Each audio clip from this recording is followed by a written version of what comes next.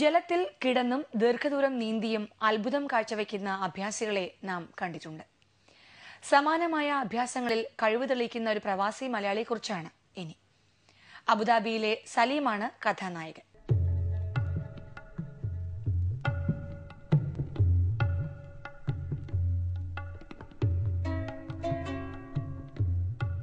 ജലോപരിതലത്തിൽ ദീർഘനേരം കൈകാലുകൾ ബന്ധിച്ചു കിടന്നാണ് സലീം വിസ്മയം സൃഷ്ടിക്കുന്നത്.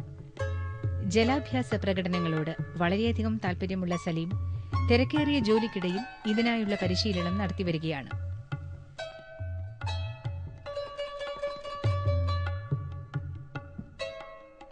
കൈകാലുകൾ കയറുകൊണ്ട് വരിഞ്ഞുകെട്ടി വെള്ളത്തിൽ മണിക്കൂറുകളോളം പൊങ്ങിക്കിടക്കുന്ന സലീം കാഴ്ചക്കാരിൽ അമ്പരപ്പ് സൃഷ്ടിക്കും.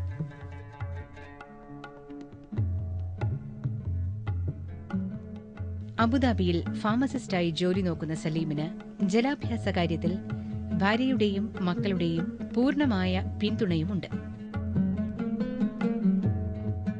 ചെറുപ്പത്തിൽ എൻ്റെ സ്വദേശം ഞാൻ പറഞ്ഞല്ലോ മുക്കുത്തല, അവിടെ ഒരു അടുത്ത് നരമ്പുഴ എന്നുള്ളൊരു പുഴയുണ്ട്. അപ്പോൾ ഒരിക്കൽ നല്ല മഴക്കാലത്ത് ഞാനും എൻ്റെ സുഹൃത്തുക്കൾ കൂടി കുളിക്കാൻ പോയി അങ്ങനെ പുഴ അപ്പുറത്ത് കിടക്കുക ഇപ്പുറത്ത് കിടക്കുക ഞങ്ങളൊരു ഹോബിയായിരുന്നു.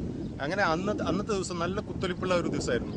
ഞാൻ അക്കരെ കിടക്കാൻ നോക്കി കഴിഞ്ഞപ്പോൾ ഈ നടുവിൽ നിന്ന് നല്ല ഒഴുക്ക് വന്ന് എന്നെ അങ്ങ് ഒലിച്ചുകൊണ്ട്, അപ്പോൾ എനിക്ക് നീന്താൻ പറ്റില്ല, എൻ്റെ ശരീരം തളർന്ന പോലെ എനിക്ക് തോന്നി.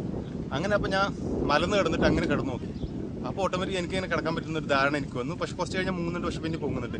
അങ്ങനെ ഇടവിട്ട് എനിക്ക് പൊങ്ങി കിടക്കാൻ പറ്റുന്നു. പിന്നെ അപ്പോൾ എനിക്ക് മനസ്സിലായി എനിക്ക് അങ്ങനെ കിടക്കാൻ പറ്റും ശീലിച്ചു കഴിഞ്ഞാൽ. അപ്പോൾ അന്നത്തെ അതായത് 1988 എനിക്കങ്ങനെ ഒഴുക്കിൽ പെട്ടിട്ട് ഞാൻ അങ്ങനെ ഉണ്ടായത്. അപ്പോൾ എനിക്കങ്ങനെ അതൊരു പ്രചോദനമായിട്ട് പിന്നെ ഞാൻ ഇതൊരു കലയാക്കി മാറ്റി പോലെ. ഗൾഫിൽ ഞാൻ 92 വന്നത്. പിന്നെ 92 വന്നതിന് ശേഷം ആദ്യം ദുബായിൽ വന്നു. അപ്പോൾ ഇങ്ങനെ കടലിൽ ഞാനും ഫാമിലിയും കുട്ടികളൊക്കെ ഒത്തിച്ച് ദുബായ് കടലിലും അതുപോലെ അബുദാബി കടലിലും ഇങ്ങനെ പൊങ്ങിക്കിടന്നു. അത് അതിലൊരു എക്സ്പീരിയൻസ് ആയി. പിന്നെ എൻ്റെ സുഹൃത്തുക്കളും പറഞ്ഞു എനിക്ക് നല്ലൊരു ഇതാണ് പറഞ്ഞിട്ട് അതിനെ വളർത്താൻ വേണ്ടി ശ്രമിക്കുകയും ചെയ്തു.